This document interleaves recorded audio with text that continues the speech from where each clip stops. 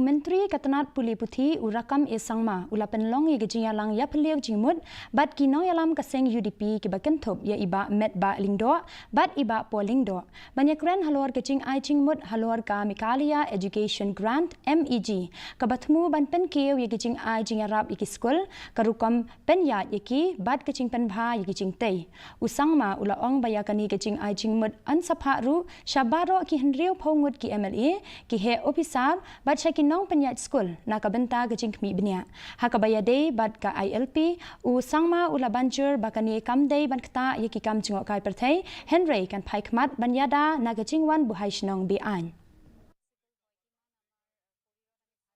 will be circulating these documents to all the honorable MLAs, honorable senior officials, like all the academicians, head of institutions. Then only we are getting their views and the suggestion, then we will move forward. It is clear that we want to bring down the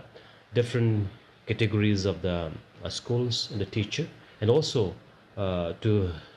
streamline the funding system. So therefore, just to streamline and to make a different way of funding to the different schools. So we are just doing this consultation on the Meghalaya Education Grant. Yeah. Meghalaya State Planning Board